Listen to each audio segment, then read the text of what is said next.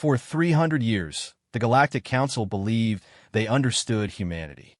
Polite, diplomatic, reasonable to a fault. The humans always said please and thank you, always negotiated in good faith, always sought peaceful solutions. They were the perfect junior species, eager to please, quick to apologize, and refreshingly non-threatening. The Council's xenobiologists had even documented this as a defining characteristic of human psychology, an almost compulsive need for social harmony. Courtesy mode, they called it in their reports, an evolutionary trait that made humans naturally submissive in interstellar politics. But what the Council didn't realize was that courtesy for humans wasn't biology. It was a choice, and choices can be revoked. The day Ambassador Sarah Chun walked into the Council chambers without her usual smile, without her diplomatic pleasantries, without asking permission to speak, that was the day the galaxy learned what humans were really like when they stopped being polite. The Council was about to discover why humanity's own legends were filled with warnings about what happens when you mistake kindness for weakness. They were about to learn that sometimes the most terrifying words in any language are, "We try to be nice." The Great Assembly Hall of the Galactic Council had witnessed many historic moments over its 2 millennia of existence. Wars declared and ended, species welcomed and expelled, trade agreements that shaped the destiny of entire star systems. But today, as the massive crystalline doors sealed shut with their familiar harmonic chime, none of the assembled delegates could have predicted they were about to witness something unprecedented. Ambassador Sarah Chun of the Terran Federation had always been punctual, arriving precisely 15 minutes before each session as human diplomatic protocol demanded. Today, she was late. Not fashionably late, not accidentally late, but deliberately, conspicuously late. The kind of late that sent a message. The Council chamber itself was a marvel of engineering and diplomacy, a vast sphere suspended within a larger sphere, its transparent walls offering a breathtaking view of the nebula beyond. Arranged in concentric circles were the delegation platforms, each one specifically designed to accommodate the unique physiological needs of its species. The Zephyrians floated in their gossamer fields, the cracks in delegation sat within their protective environmental suits, and the insectoid hive minds chittered softly among themselves in their collective nodes. At the center, elevated above all others on the primary podium, stood Chancellor Vexhai of the Dominion Collective. Her 3 arms moved in the ritual gestures of opening ceremony, her bioluminescent patches pulsing with the authority of her position. The Dominion had held the chancellorship for the past century, their advanced technology and aggressive expansion making them the Council's de facto leaders. The 700th and 43rd session of the Galactic Council will now commence, Vexhai announced, her translator converting her chittering language into the standard galactic tongue. We begin today with the continued deliberation on the Terran petition for increased trade rights and the expansion of human colonial permits. The human delegation platform sat conspicuously empty. Counselor THYSS of the Zephyrian Collective, her translucent form shimmering with concern, spoke first. "Chancellor, it appears our human colleagues have not yet arrived. Should we postpone this particular agenda item?" A ripple of whispered conversation spread through the assembly. In 3 centuries of council membership, the humans had never missed a session, never been late, never failed to send advance notice of any delays. Their reliability had become something of a joke among the other species. Humans were as predictable as atomic decay, as constant as gravitational pull. Perhaps they finally realized the futility of their requests, rumbled General Karoth of the hegemony, his massive form shifting within his gravity harness. The hegemony had been the most vocal opponents of human expansion, arguing that their rapid population growth posed a threat to established order. 300 years of polite begging, and what do they have to show for it? A handful of agricultural worlds, and mining rights to asteroids we don't want. The humans have always been enthusiastic about proper procedure, added Counselor Zarn of the Trade Federation, his mechanical appendages adjusting holographic displays of shipping manifests. I find it highly irregular that they would simply not appear. Chancellor Vexhai's main eye swiveled to examine the empty platform. Very well, we shall proceed with other business, and return to the human petition when the chamber doors exploded outward. Not literally. There was no violence, no force. But the doors, which normally opened with a gentle whisper of displaced air, burst wide with such sudden force that several delegates startled in their seats. Through the opening strode Ambassador Sarah Chun, but this was not the Sarah Chun the council knew. Gone was her usual diplomatic attire. The carefully chosen ensemble of Terran formal were designed to be inoffensive to any species' aesthetic sensibilities. Instead, she wore what appeared to be some sort of military uniform. Black fabric with silver accents, fitted and functional rather than decorative. Her usually perfectly arranged hair was pulled back severely, and her face bore an expression the council had never seen from any human diplomat. She wasn't smiling. Sarah Chun walked through the chamber with a purpose that seemed to warp space around her. Delegates who had known her for decades found themselves instinctively drawing back as she passed.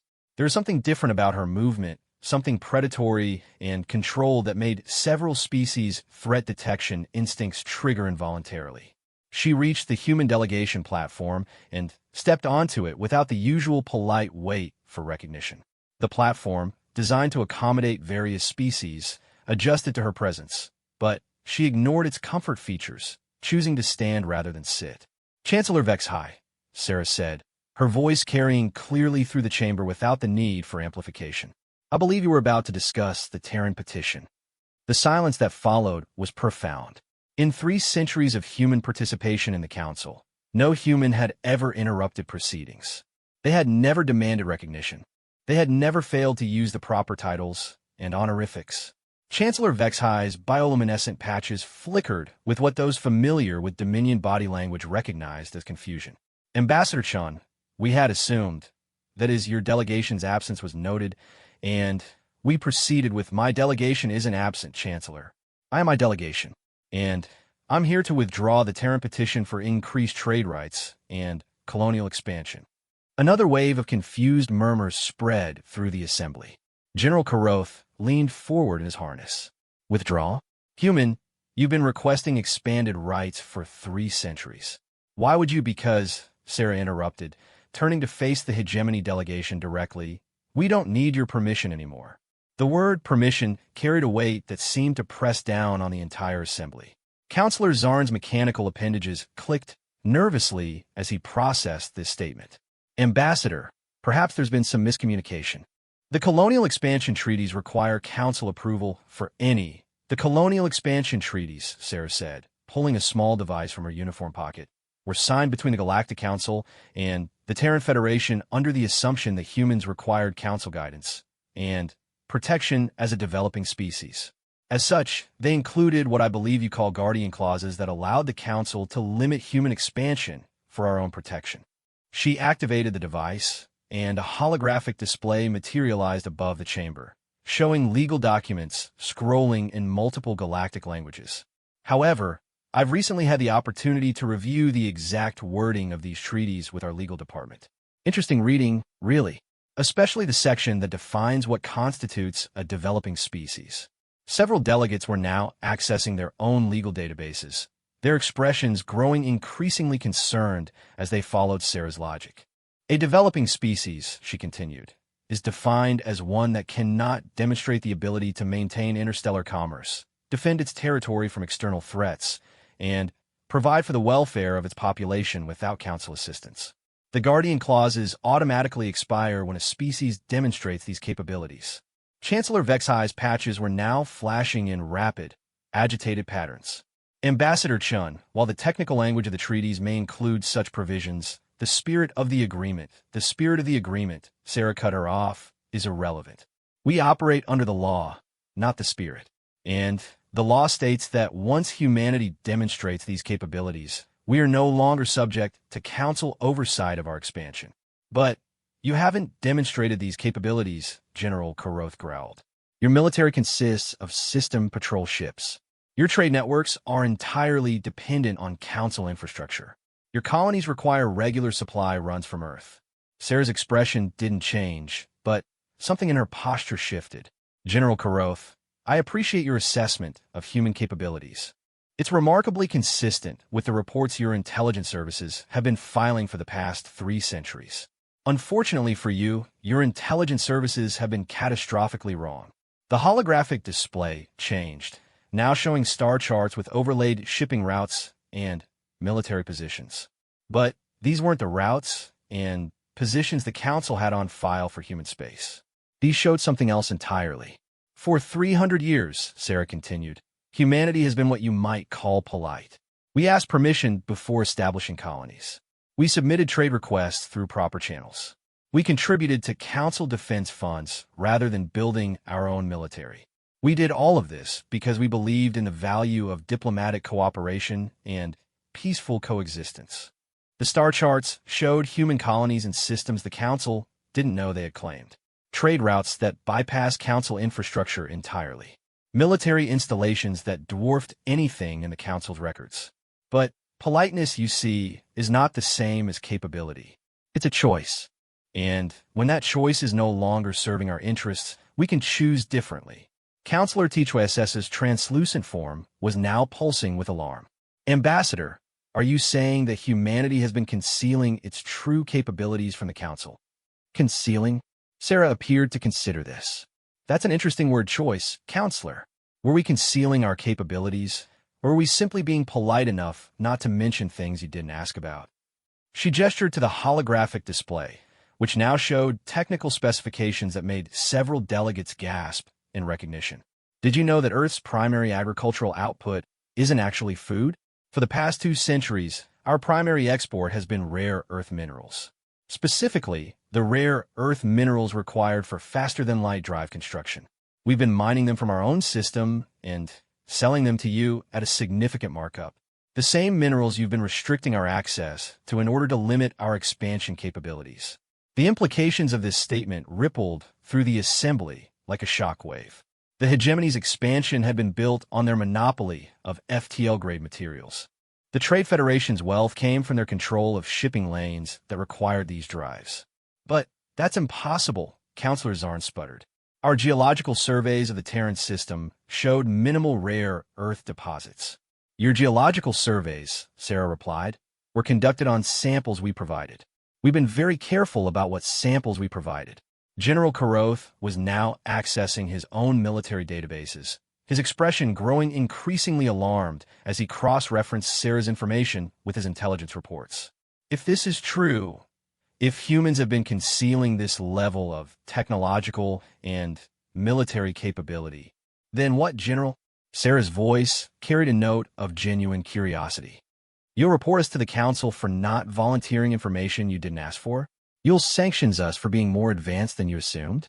You'll restrict our expansion as punishment for already having expanded beyond what you thought possible. The chamber had fallen completely silent except for the soft background hum of life support systems and the nervous clicking of various species' anxiety responses. Chancellor Vexhi's patches had stopped flashing entirely, locked in a pattern that indicated deep processing mode. Ambassador Chun, she finally said, what exactly is humanity requesting from this Council? Sarah's expression didn't change, but there was something in her eyes that made several delegates shift uncomfortably.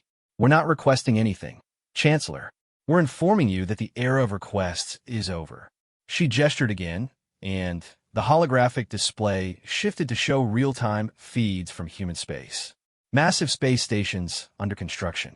Fleets of ships that dwarfed anything in the Council's combined navies.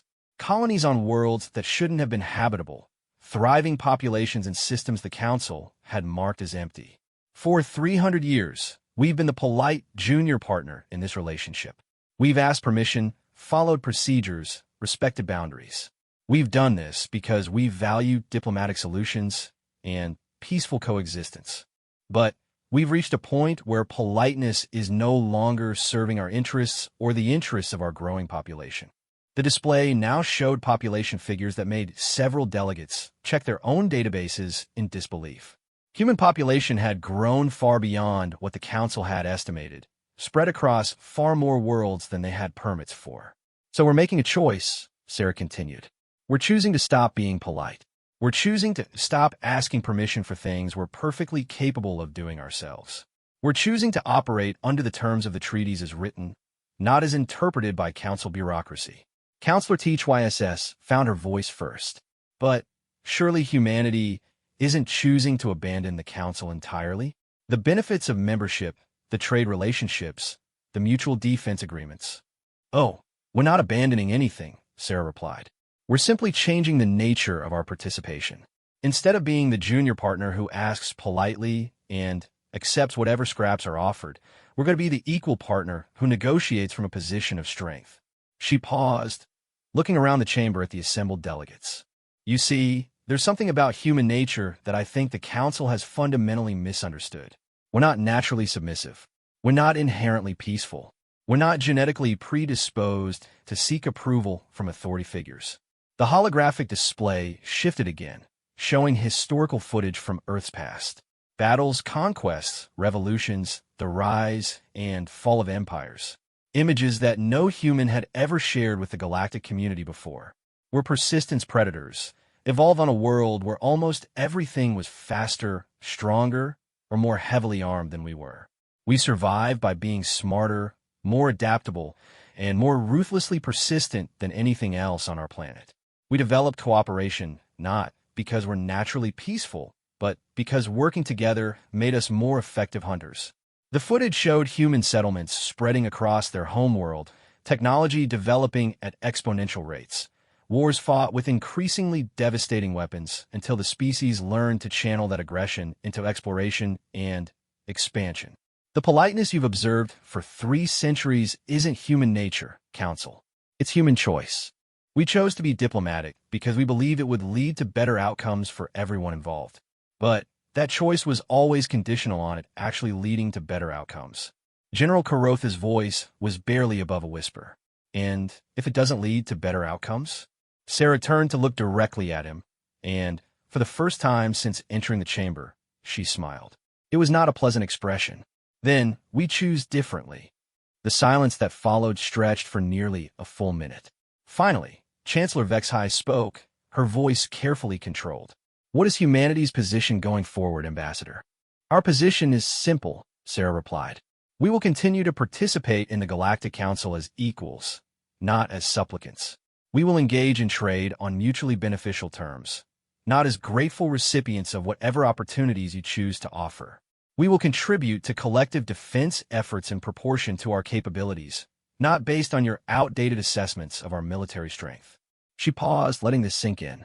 And we will expand our civilization, establish colonies, and develop resources based on our needs and capabilities, not based on permissions granted by a council that has spent 3 centuries underestimating us. The implications were staggering. If humanity had been concealing this level of capability for 3 centuries, what else had they been concealing? If they were capable of independent expansion on this scale, what did that mean for the balance of power in the galaxy? Counselor Zarn began, then stopped, his mechanical appendages clicking rapidly as he processed scenarios. This is what happens, Sarah finished for him, when you mistake kindness for weakness. When you assume that because someone asks politely, they can't simply take what they need. When you confuse courtesy with incapability. She gestured to the display one final time, and it showed a simple message in multiple galactic languages, humanity's courtesy mode, deactivated. The choice is yours, Council. You can adapt to this new reality and work with humanity as equals, or you can cling to your old assumptions and discover exactly what humans are capable of when we stop being polite. With that, Ambassador Sarah Chen stepped down from the platform and walked toward the chamber doors. As she reached them, she turned back one final time. Oh, and Council, the next time you want to discuss human activities, you'll need to schedule an appointment. Our time is no longer unlimited. The doors closed behind her with the same gentle whisper they always had. But somehow the sound seemed different now. Final. The emergency session convened 6 hours after Ambassador Chen's departure. But the real crisis had begun the moment her presentation ended. Across the galaxy, intelligence networks that had spent centuries monitoring human activity were frantically reassessing everything they thought they knew. Trade computers were recalculating supply chains that suddenly seemed vulnerable. Military planners were staring at star charts that no longer made sense. Chancellor Vexhai stood at the center of the council chamber, her bioluminescent patches dim with exhaustion. Around her, The assembled delegates represented the most powerful species in known space. Yet the atmosphere felt more like a group of prey animals discussing the sudden appearance of a new predator. "Intelligence reports are still coming in," she announced, her voice lacking its usual authority. "So far, we've confirmed the existence of at least 47 human colonies and systems we believe to be uninhabited. Their shipping networks extend through 12 sectors we thought were under our exclusive control. And their military installations." She paused, consulting a data tablet that trembled slightly in her grip. "Their military installations suggest a defensive capability that exceeds the combined fleets of any 3 council member species." General Courteous' massive form shifted restlessly in his gravity harness. "How is this possible? My intelligence service has been monitoring human space for 3 centuries. We have sensor networks, surveillance posts, deep cover agents." "Your deep cover agents," came a new voice from the chamber entrance, "have been very helpful." The assembled delegates turned to see a figure in human military dress uniform approaching the central area. But this wasn't Ambassador Chun. This was someone new, someone the Council's facial recognition systems couldn't identify despite their comprehensive databases of human diplomats and officials. The newcomer was tall, with graying hair and scars that suggested military experience. His uniform bore markings that didn't match any known human rank structure, and there was something about his bearing that made even the warrior species in the assembly reassess their threat evaluation protocols. "I don't believe we've been introduced," Chancellor Vexhai said carefully. "You are Admiral Marcus Webb, Terran Space Command. I'm here to provide clarification on some points that seem to have caused confusion." He walked to the center of the chamber without asking permission, his movements precise and controlled. "First, regarding General Courteous' intelligence network. You've been monitoring us for 3 centuries, and we've been aware of your monitoring for 3 centuries. Your deep cover agents have been invaluable sources of information about you." The implications hit the assembled delegates like a physical blow. Counselor Zarn's mechanical appendages began clicking rapidly. "You're saying that our intelligence operations have been compromised." "Compromised?" Admiral Webb appeared to consider this. "That implies they were ever functional to begin with." "No, Counselor, your operations weren't compromised. They were managed. Every piece of information your networks gathered about human capabilities was carefully provided by our own intelligence services." He activated a small device, and holographic displays materialized around the chamber. Unlike Ambassador Chen's presentation, these showed detailed technical specifications, ship designs, and weapon systems that made several delegates involuntarily activate their personal defense fields. For example, your intelligence services have been tracking what you believe to be the entirety of the Terran fleet. Approximately 300 vessels, mostly patrol ships and cargo haulers, with a handful of outdated cruisers for system defense. The displays showed the ships in question, familiar designs that had appeared in Council intelligence reports for decades. These ships do exist. They're fully functional, completely operational, and entirely obsolete. They're what we call our courtesy fleet, the ships we use when we want to appear non-threatening to visiting Council delegations.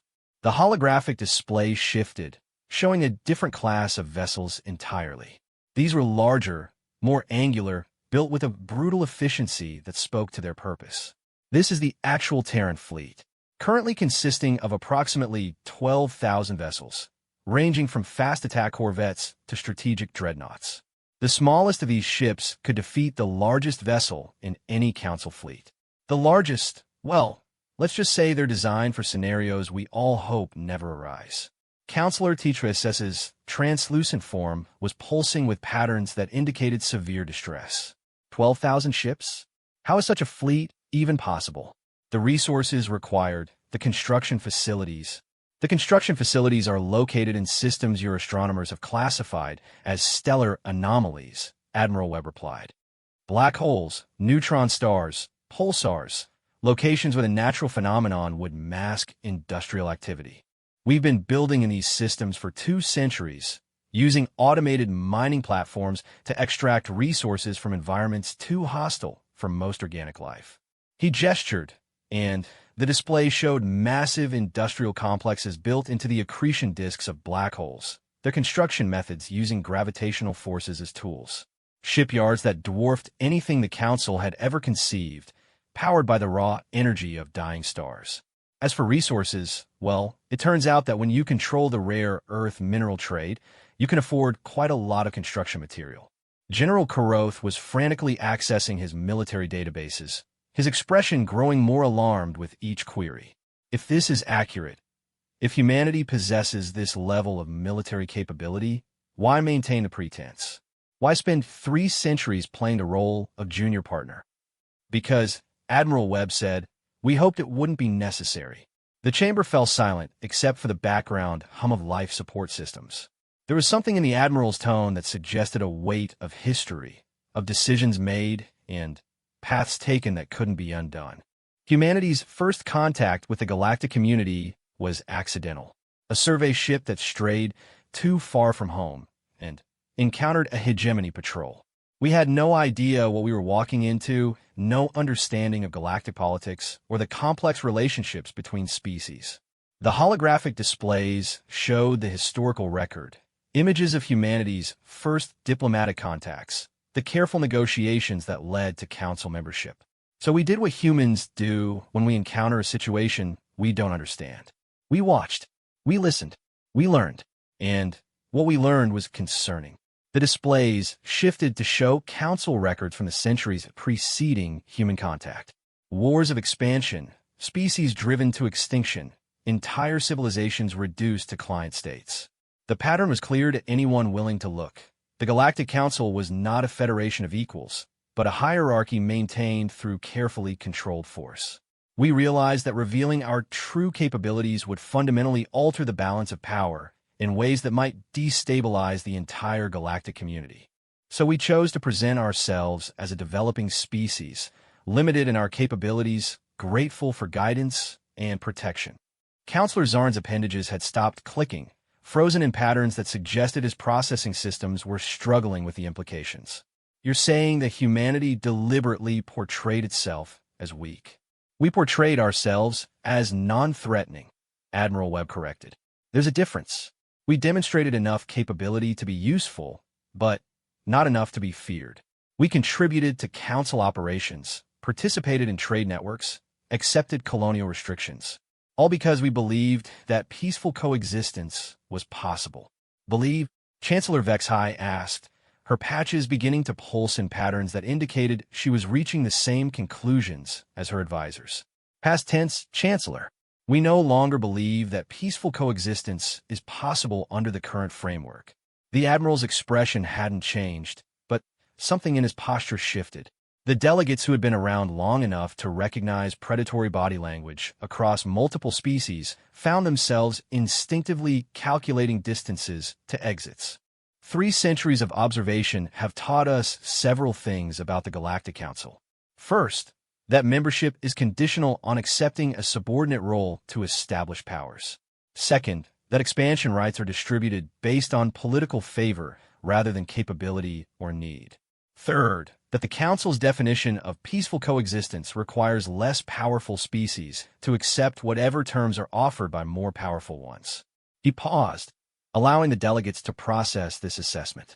And fourth, that the Council has no effective mechanism for dealing with species that refuse to accept subordinate status. The silence that followed was profound. Several delegates were accessing their own historical databases, confirming what they were beginning to suspect. Admiral Webb's assessment was accurate. The Council's history was filled with species that had been pressured, sanctioned, or simply eliminated when they became inconveniently powerful. So what is humanity proposing? Chancellor Vexhai asked, though her tone suggested she already suspected the answer. We're not proposing anything, Admiral Webb replied. We're informing you of new realities. The holographic displays shifted again, showing real-time footage from across human space. Colonies that were expanding beyond their original boundaries.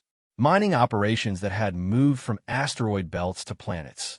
Construction projects that dwarfed anything in Council space. As of today, humanity is operating under what we call autonomous expansion protocols. We will establish colonies where our population requires them. We will extract resources according to our needs. We will develop technology at our own pace, without regard for council approval or oversight. And if the council objects to these protocols? General Courteous asked, though his voice suggested he was beginning to understand the futility of the question. The council is welcome to object, Admiral Webb said. You're welcome to file protests, impose sanctions, or even attempt military action. But you should understand what you're objecting to. The displays now showed technical specifications that made several delegates activate their emergency communication systems. Weapon systems that operated on principles most council species had only theorized about. Defensive technologies that could neutralize entire fleets. Industrial capacity that could replace losses faster than they could be inflicted. Human military doctrine, the Admiral continued, is based on a concept we call disproportionate response. If attacked, we don't merely defend ourselves. We eliminate the threat so completely that it can never arise again. This tends to discourage repeat offenses. Counselor HYSS was now pulsing in patterns that indicated near panic. Admiral, surely you're not suggesting that humanity would wage war against the entire Galactic Council? Bah? Admiral Webb appeared to consider this. Counselor, war implies a conflict between relatively equal forces. What I'm describing would be more accurately termed pest control. The casual manner in which he delivered this statement was more terrifying than any dramatic threat could have been. He was simply stating facts, describing capabilities and intentions with the same tone another might use to discuss weather patterns. But war is not our preferred option, he continued. War is wasteful, destructive, and ultimately counterproductive to our long-term goals. We would much prefer to continue our relationship with the Council on a more equitable basis. And what would such a relationship look like? Chancellor Vexhai asked. Simple. The Council acknowledges humanity's autonomy in matters of expansion, resource development, and internal governance. In exchange, we continue to participate in Council operations, contribute to collective defense, and maintain trade relationships. The only difference is that these activities become voluntary rather than obligatory. The implications were staggering. If humanity was truly capable of independent operation on this scale, the participation in Council activities would be a matter of choice rather than necessity. They could withdraw their contributions, cease their trade, abandon their colonies, or simply leave the Council entirely if they found the terms unsatisfactory. You're describing a fundamental restructuring of galactic politics. Counselor Zarn observed, his mechanical appendages now moving in patterns that suggested rapid calculation of economic implications. I'm describing the natural evolution of galactic politics, Admiral Webb corrected. The current system was established when humanity was genuinely dependent on Council guidance and protection. Those conditions no longer exist. The system must adapt or become irrelevant. And if we refuse to adapt? General Courteous asked, though his tone suggested he already knew the answer. Then, you become irrelevant, the Admiral replied. Humanity will expand with or without Council approval. We will develop resources with or without Council oversight. We will defend our interests with or without Council cooperation. The only choice you have is whether that happens with your participation or despite your opposition. The chamber had fallen completely silent. Even the background systems seemed muted, as if the technology itself was holding its breath.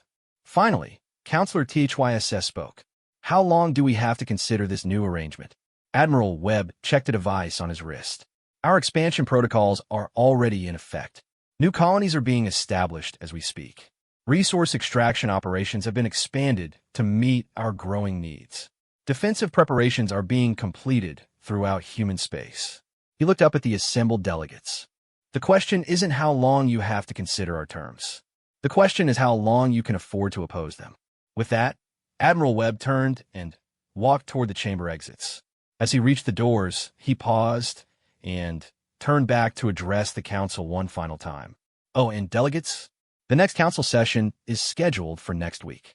We'll be there, but not as supplicants. If you want to discuss terms, bring proposals that acknowledge reality. If you want to discuss opposition, bring your best military advisors. They're going to need to explain to you why that's not a viable option. The doors closed behind him, leaving the assembled delegates in stunned silence. Around the chamber, emergency lights were beginning to activate as various species threat assessment systems triggered alarm protocols. The comfortable certainties of 3 centuries had just crumbled in the span of a few hours. And somewhere in the depths of space, the real Terran fleet was beginning to move. The War Council convened in the most secure facility the hegemony possessed, a battle station hidden in the gravitational shadow of a gas giant's moon, its existence known only to the highest levels of military command. Around the holographic conference table sat the greatest military minds of the Galactic Council's 3 most powerful species: General Courteous of the hegemony, Admiral Vexthal of the Dominion Collective, and Strategic Coordinator Zess of the Zephyrian Deep Fleet. The irony was not lost on any of them that they were meeting in secret to discuss military action against the species they had spent 3 centuries dismissing as harmless. Intelligence assessment first, General Courteous rumbled, his massive form hunched over tactical displays that painted a picture more disturbing than any of them had imagined possible. Our deep reconnaissance missions have confirmed Admiral Webb's claims. Human military capability exceeds our previous estimates by several orders of magnitude. The holographic displays showed sensor readings from stealth probes that had managed to penetrate the outer edges of human space. What they revealed challenged everything the Council thought they knew about industrial capacity and military construction. Shipyard facilities in 43 systems. Admiral Vexthal reported, her bioluminescent patches flickering with patterns that indicated severe stress, each one larger than our primary construction facilities. Production estimates suggest they're completing approximately 100 new vessels per standard galactic month. 100. Coordinator Zess's gaseous form rippled with disbelief.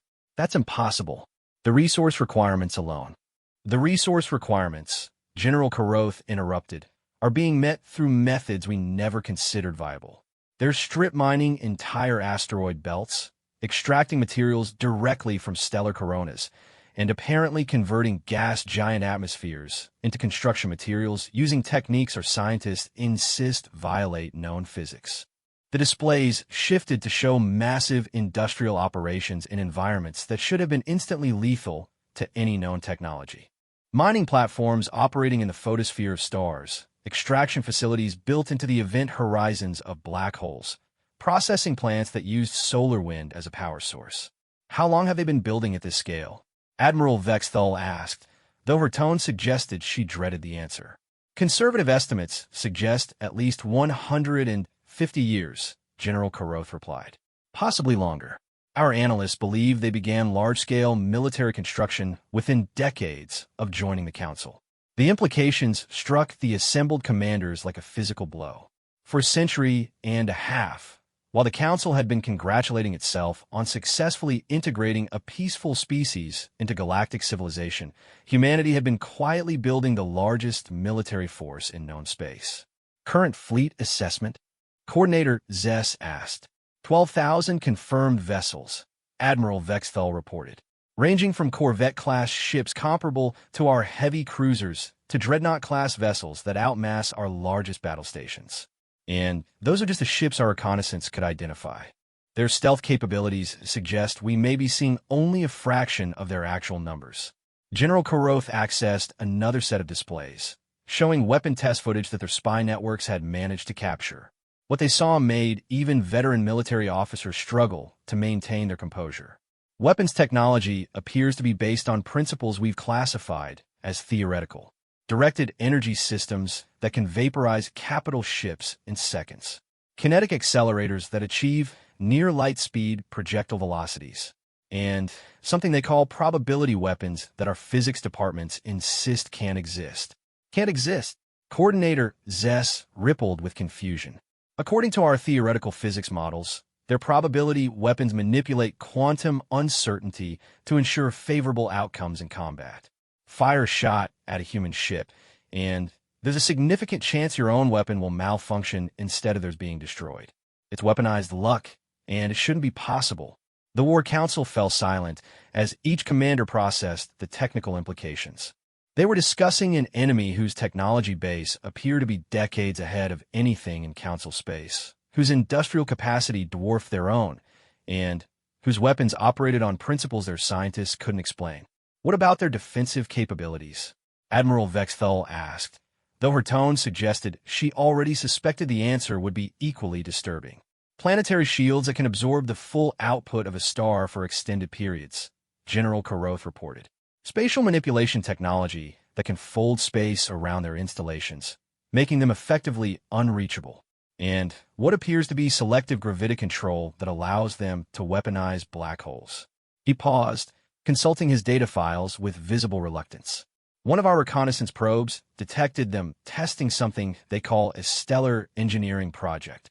They appear to have built a mechanism that can cause stars to go supernova on command. The silence that followed was absolute.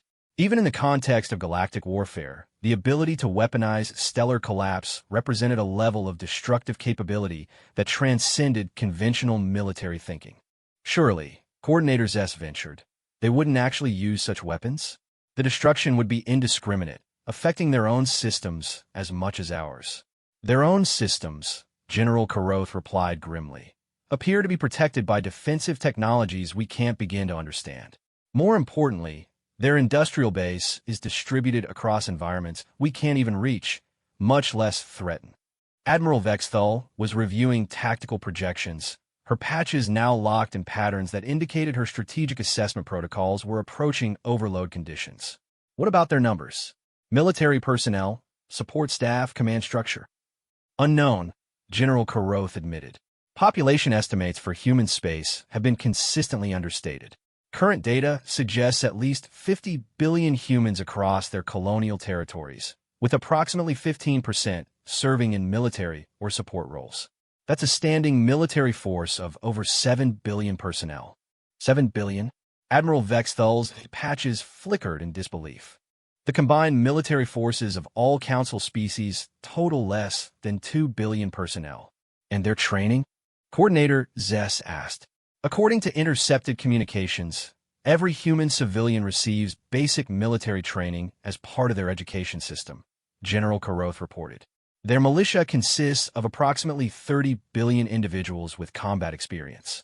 In a prolonged conflict, we would be facing an enemy population that is effectively 100% militarized. The holographic displays now showed population distribution maps that revealed the true scope of human expansion. Not just the official colonies the Council knew about, but hundreds of additional settlements spread across dozens of systems. Each one was marked with defensive installations that suggested they were prepared for siege conditions. Assessment of potential allies? Admiral Vexthal asked, though her tone suggested she was grasping for options rather than expressing hope. Negative, Coordinator Zess replied. Intelligence intercepts suggest that humanity has been developing diplomatic relationships with non-Council species for over a century. Species we've dismissed as primitives or declined to contact appear to have extensive trade and mutual defense agreements with human colonies. Meaning that in a conflict with humanity, we might find ourselves facing not just human forces, but a coalition of species we've ignored or marginalized. Current estimates suggest their potential allies could field combined forces exceeding our own. General Courteous activated another display, showing star charts with marked shipping routes and communication networks.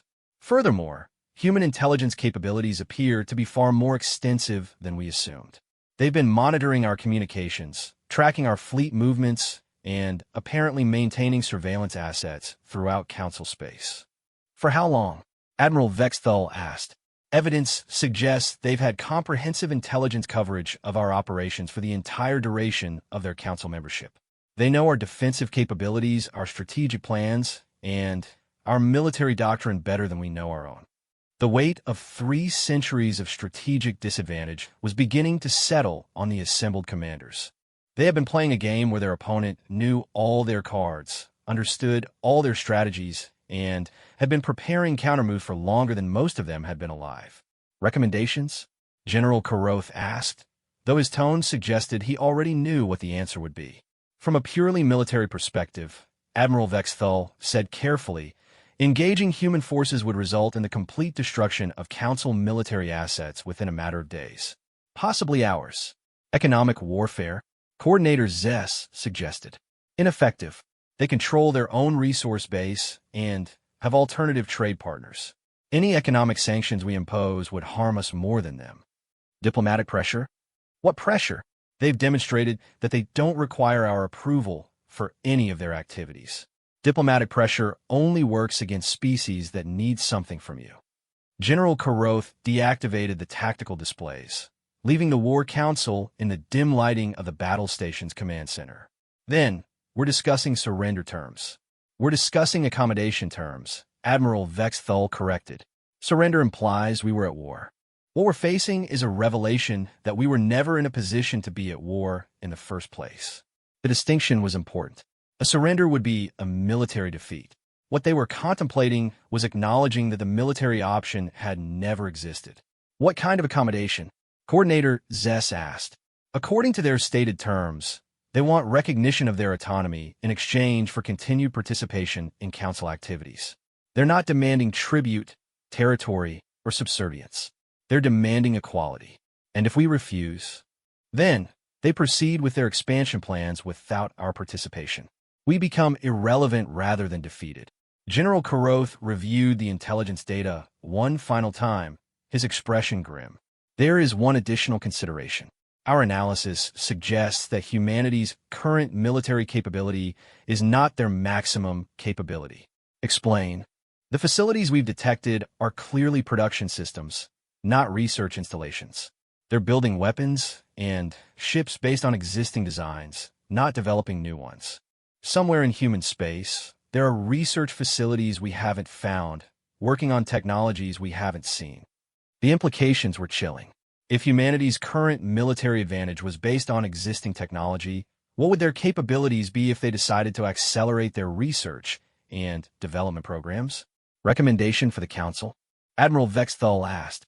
General Courteous was silent for a long moment, processing strategic calculations that painted the same picture no matter how he approached them. Recommend acceptance of human terms. Full recognition of their autonomy, immediate cessation of any restrictions on their activities, and formal acknowledgement of their status as an equal council member.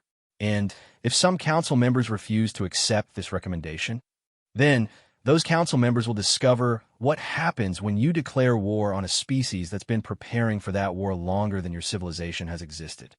The War Council concluded with a series of encrypted communications to their respective governments. The message was simple and stark. The age of human subservience was over, and the Council had exactly two choices: adapt to the new reality or be replaced by it.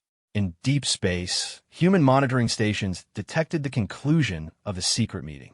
The intelligence was immediately forwarded to Terran Command, where Admiral Webb reviewed the recommendations with satisfaction. The Council was learning. The question now was whether they would learn quickly enough. The Galactic Council reconvened exactly 1 week after Admiral Webb's ultimatum, but the chamber that had once symbolized unity among the stars now felt more like a courtroom where the verdict had already been decided.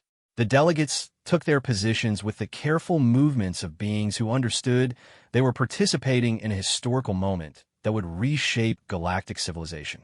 Chancellor Vexhai stood at the central podium, her bioluminescent patches dim with exhaustion and stress.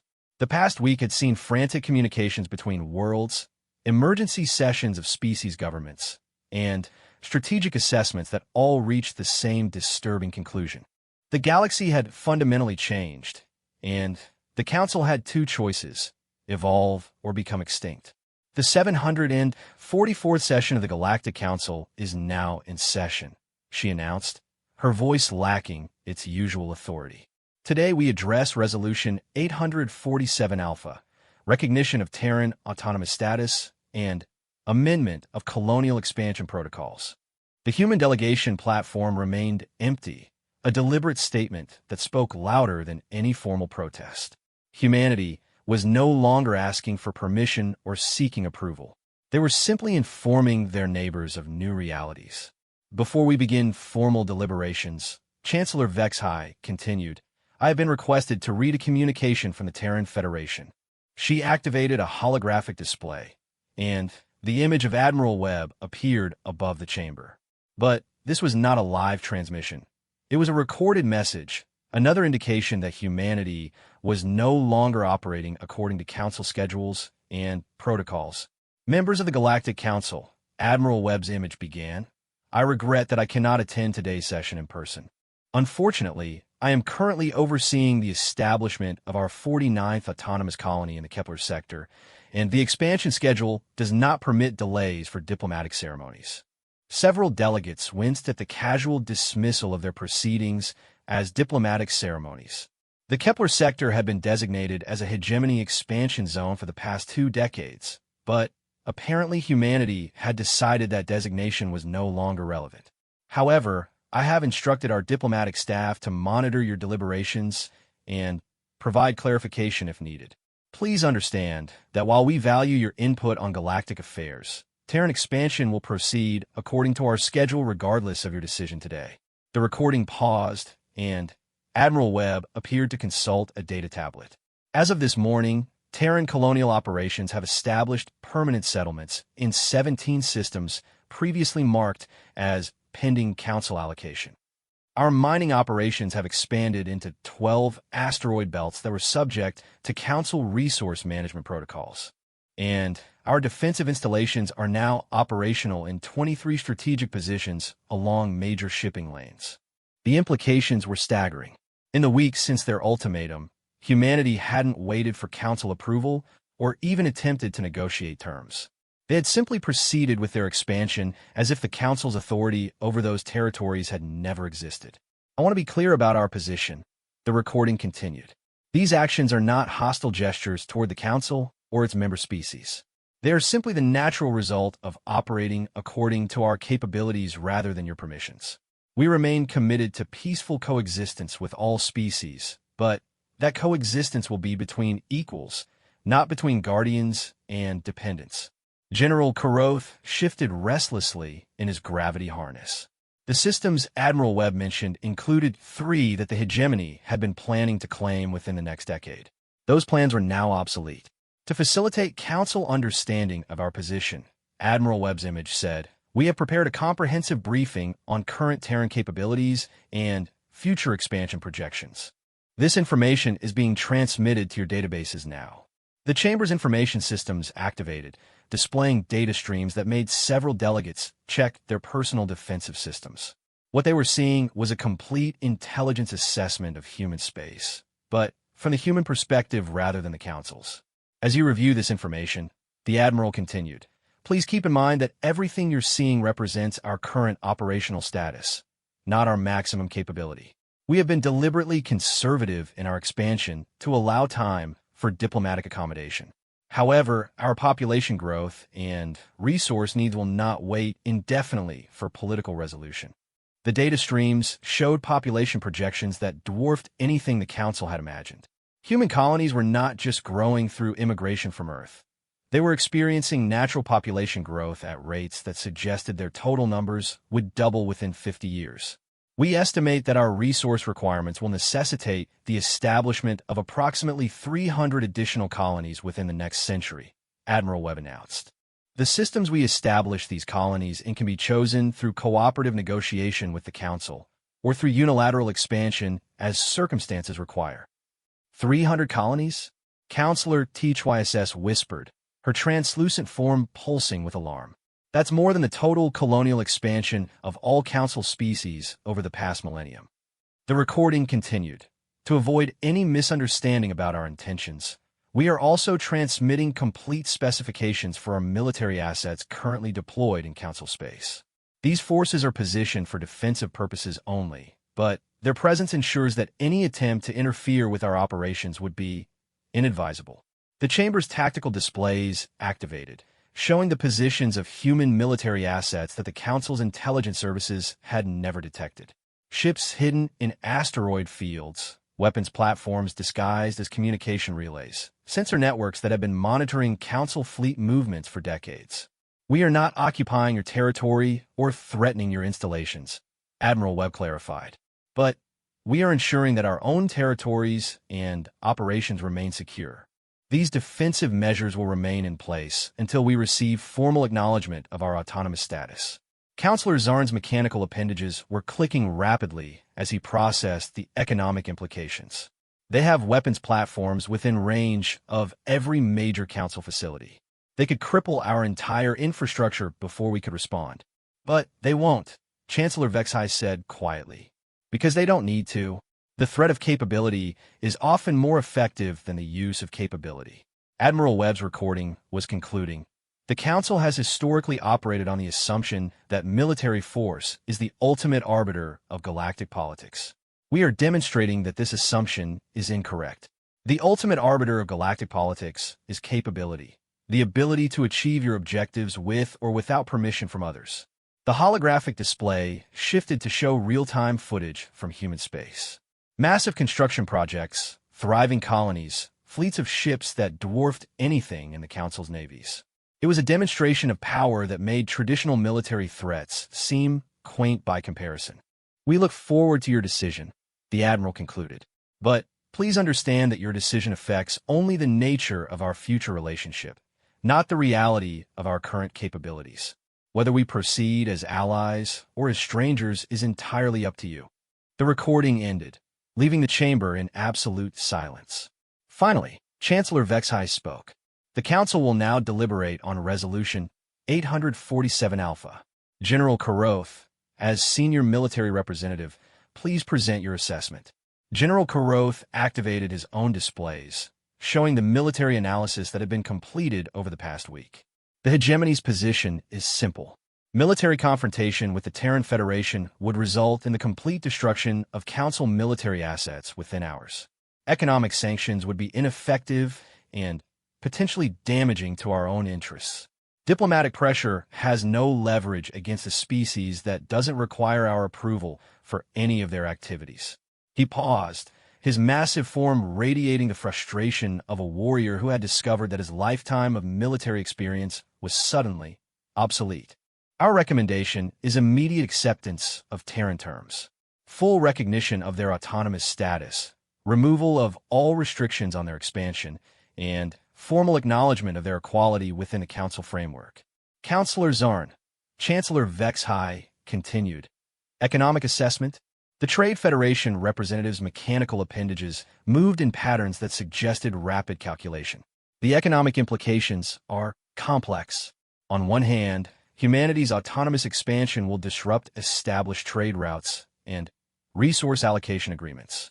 On the other hand, their technological capabilities and industrial capacity represent opportunities for partnerships that could benefit all Council species.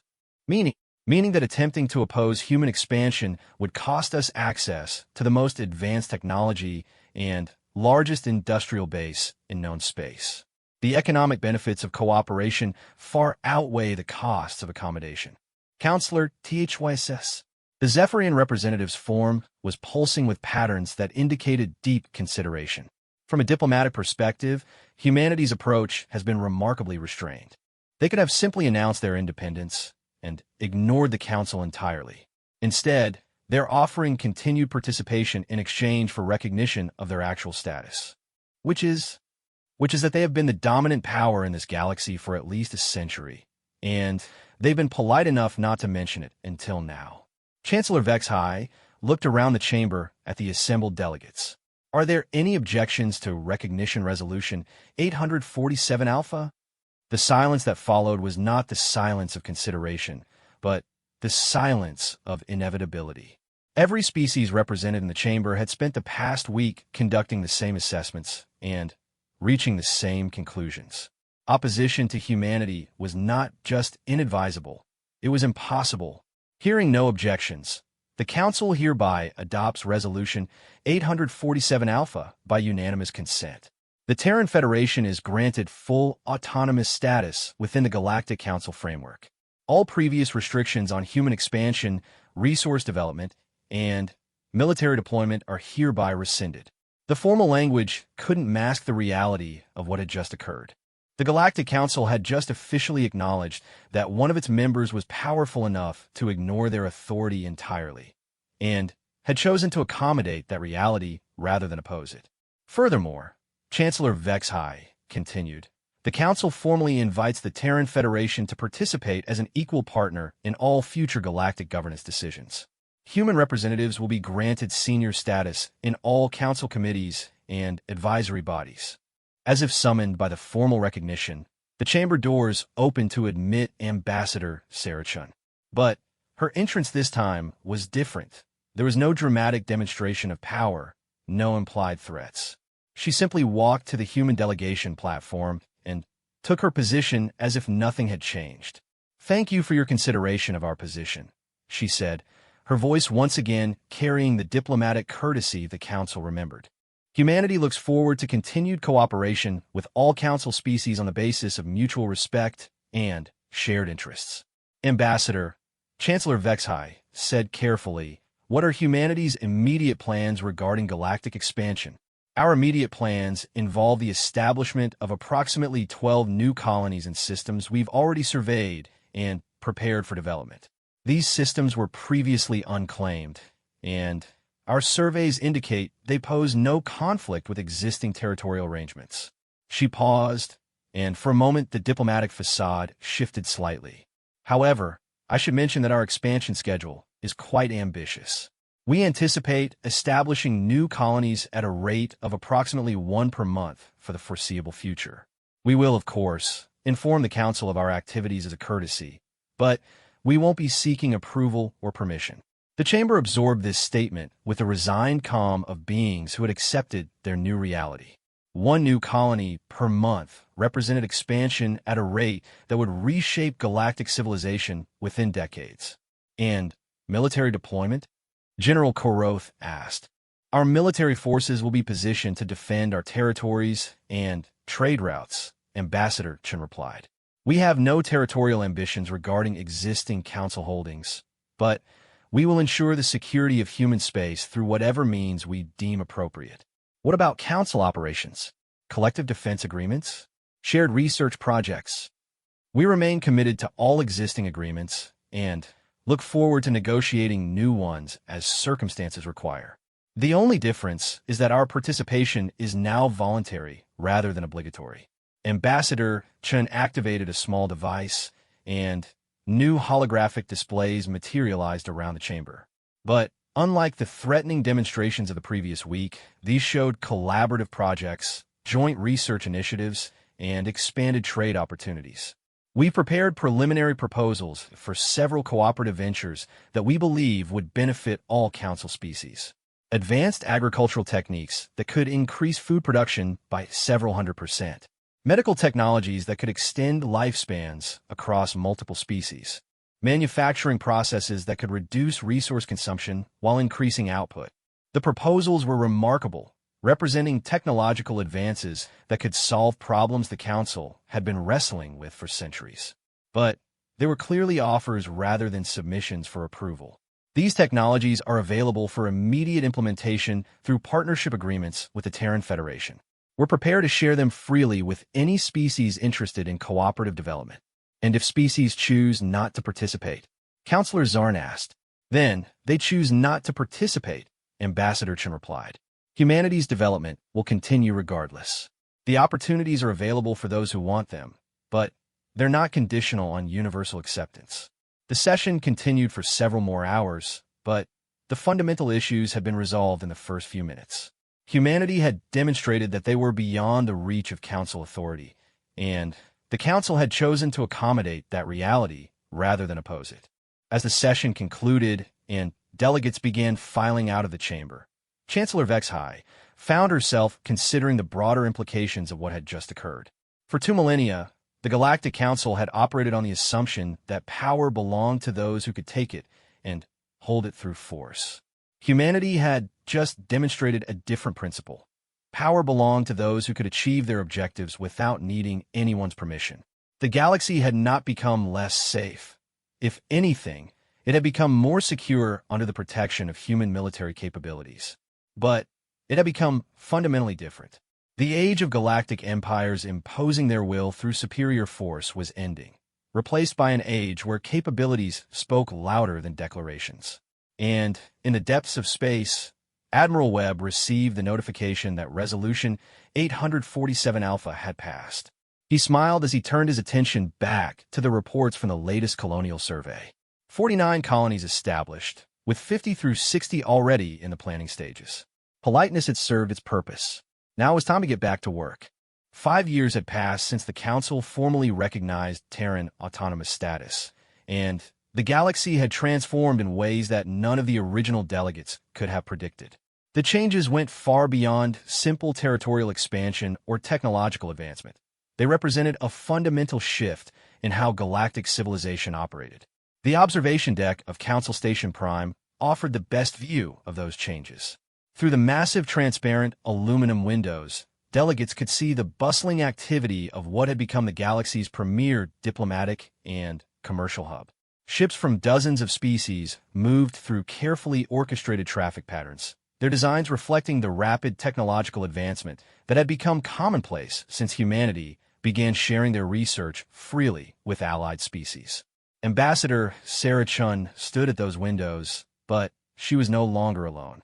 Beside her stood representatives from 18 species that hadn't even been known to the Council 5 years ago, species that humanity had been quietly developing relationships with during their centuries of polite membership.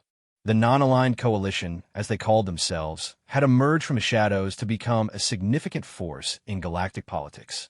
The agricultural stations in the Centauri sector are exceeding production estimates by 30%, reported Cathal of the Verdani Collective, her plant-based physiology allowing her to interface directly with biological systems in ways that amazed even human scientists. The fusion of human hydroponic technology with our photosynthetic enhancement methods has created something neither species could have achieved alone. Ambassador Chen nodded, reviewing the data streams that flowed constantly between human space and their allied territories. The Joint Research Station in the Vega system is reporting similar success with the mineral extraction projects. Combining human engineering with crystalline resonance techniques has allowed us to access resources we never thought economically viable. Through the observation windows, they could see one of the most visible symbols of the new galactic order, a massive space station under construction using joint human-Dominion technology. The Dominion Collective, once the Council's dominant military force, had discovered that cooperation with humanity offered far greater benefits than competition. Speaking of cooperation, came a familiar voice from behind them. I have some interesting news from the outer territories. They turned to see Admiral Webb, though his rank insignia had changed over the past 5 years. He now wore the stars of a fleet admiral, reflecting humanity's rapid military expansion and the need for senior leadership across dozens of sectors. Admiral, Ambassador Chen acknowledged. How are the new colonies developing? Beyond our most optimistic projections, he replied, activating a holographic display that showed the current state of human expansion. We've now established 143 autonomous colonies, with populations ranging from initial settlement outposts to major industrial centers. Total human population across all territories has exceeded 80 billion. The numbers were staggering, representing population growth and territorial expansion that dwarfed anything in galactic history. But more importantly, those colonies were thriving, developing their own cultures and contributing to humanity's overall technological and economic advancement. What about the other development? Cathal asked, her bioluminescent patches pulsing with curiosity. Admiral Webb's expression became more serious. That's actually why I'm here. We've made contact. Ambassador Chen's attention focused immediately. With whom? The architects. The silence that followed was profound. For centuries, galactic archaeologists had found evidence of a precursor species, beings of immense technological capability who had apparently vanished from the galaxy millions of years ago. Their abandoned installations have been found on dozens of worlds, always empty, always mysterious, always far beyond the technological understanding of current galactic civilization. You found an active installation? Ambassador Chen asked. We found them, Admiral Webb corrected. Not just their technology, them. And they've been watching. He activated additional displays showing sensor readings that defied easy interpretation. Energy signatures that operated on principles current science couldn't explain, structures that existed in multiple dimensions simultaneously, technology that appeared to manipulate the fundamental forces of reality. 3 weeks ago, our deep exploration fleet detected anomalous readings in the NGC 7619 system. Initial surveys suggested architect technology, but on a scale we'd never seen before. When we approached for a closer examination, the display shifted to show first contact footage that would be studied by xenobiologists for decades to come. beings of pure energy, capable of taking physical form when needed, possessing knowledge, and capabilities that made even human technology seem primitive by comparison. They've been in hibernation for approximately 4 million years, Admiral Webb continued, waiting for what they call suitable successors to develop sufficient capability to be worth awakening for. And they consider us suitable successors? Kothel asked. Not us specifically. All of us. The entire current galactic community. But they've been monitoring our development, and humanity's recent activities triggered their emergence criteria. Ambassador Chen was processing the implications rapidly. What do they want? To resume their role as guardians of galactic development. Apparently, they've done this before, awakening when galactic civilization reaches a certain level of capability, guiding development for a few thousand years, then returning to hibernation when the next cycle begins. The holographic displays now showed star charts that revealed the true scope of architect influence. Their installations were present in hundreds of systems. Their monitoring networks extended across entire sectors, and their knowledge base included the developmental history of dozens of galactic civilizations spanning millions of years. They have some interesting perspectives on recent events, Admiral Webb added. Apparently, humanity's approach to interstellar politics is remarkably similar to their own from their early development period. Meaning, Ambassador Chen asked. Meaning they also started as a species that preferred cooperation to domination, but wasn't willing to accept subordinate status when cooperation was refused. They're quite complimentary about our handling of the Council situation. Through the observation windows, they could see representatives from the major Council species approaching the meeting area where this conversation was taking place. Chancellor Vexhai, General Karoth, and Councillor Zarn had requested this meeting to discuss what they called recent developments in galactic governance. Speaking of the Council, Admiral Webb said, they've made a formal request for a private meeting. Something about clarifying the new galactic order and establishing protocols for future cooperation. Ambassador Chun smiled, the expression carrying a warmth that had been absent during their first confrontation with the Council 5 years ago. They're learning to adapt. It's taken them a few years to fully understand the new reality, but they're getting there. The reality was indeed new. The Galactic Council still existed and still performed many of its traditional functions, but it now operated more as a forum for cooperation than as a governing body. Species participated voluntarily, contributed according to their capabilities, and benefited according to their involvement. No one was compelled to join, no one was forbidden from leaving, and no one could use the council structure to dominate others. What's their specific request? Kothel asked. They want to propose formal integration of council operations with the expanded galactic community, Admiral Webb reported. Essentially, they're asking to join our coalition rather than expecting us to remain subordinate to their authority. The irony was not lost on any of them. 5 years ago, humanity had been asking for expanded rights within the council framework. Now, the council was asking for expanded participation in the framework humanity had created. And your recommendation? Ambassador Chen asked. Accept with conditions. Full integration, equal participation, shared governance, but also shared responsibilities. If they want the benefits of the new order, they need to contribute to maintaining it. As if summoned by their conversation, the council delegation arrived at the observation deck.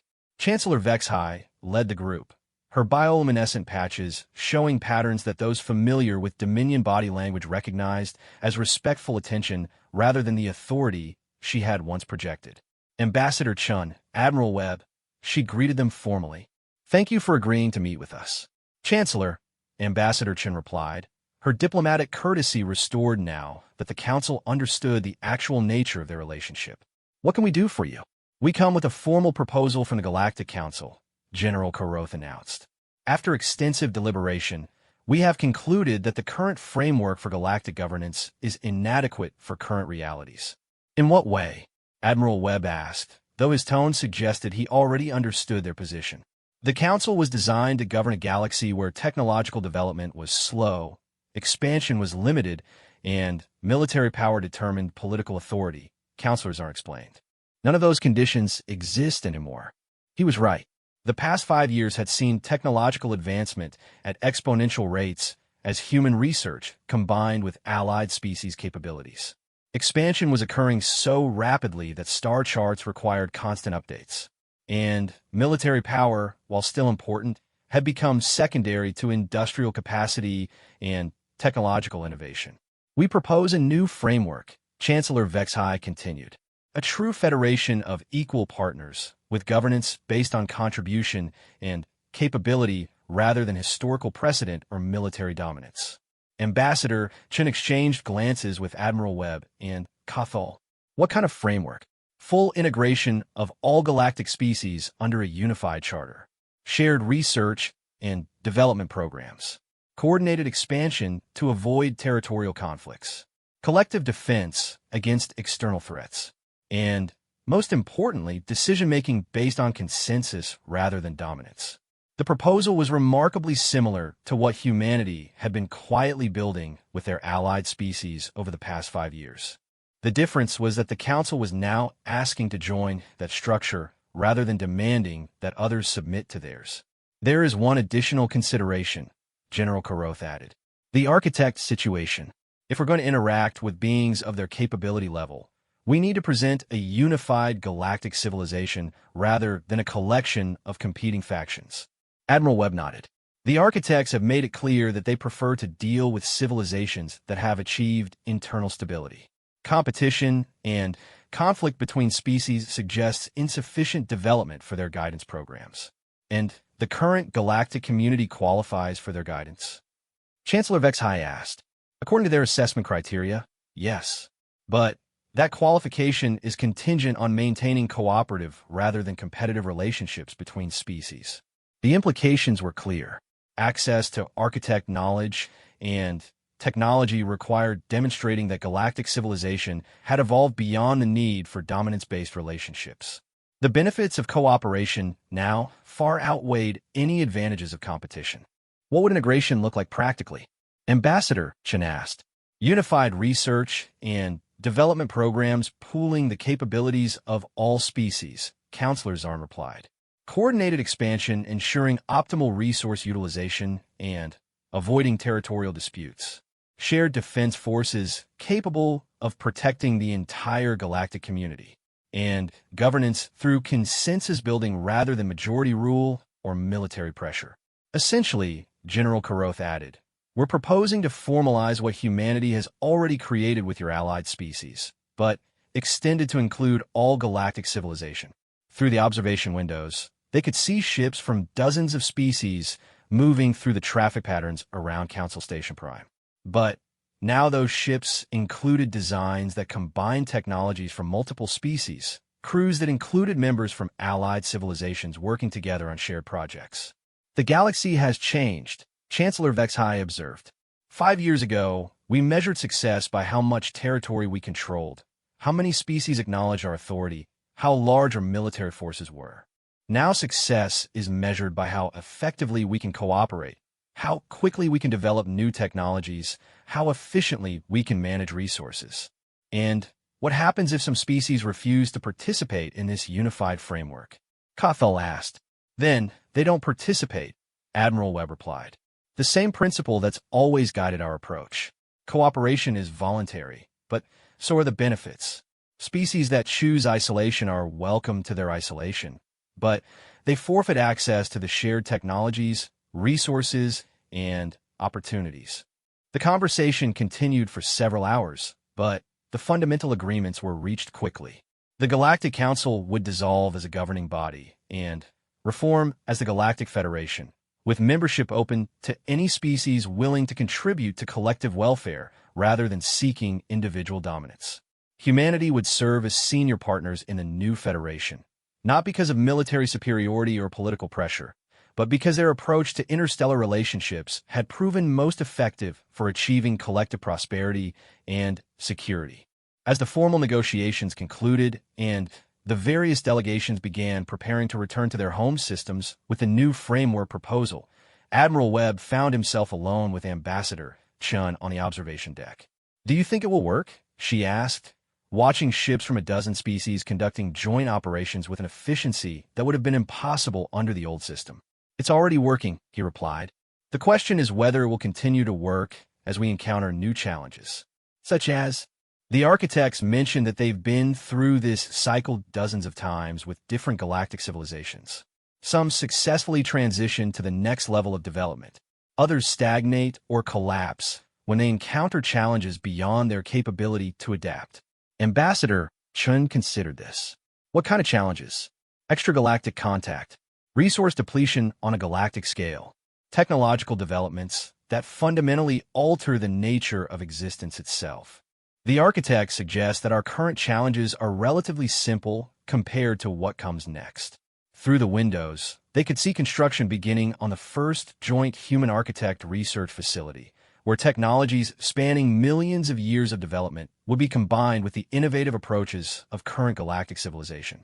But they also suggest, Admiral Webb continued, that our approach to solving problems through cooperation rather than competition gives us a better chance than most civilizations they've worked with. Because cooperation scales better than competition? Because cooperation allows you to face challenges that are bigger than any individual species can handle alone.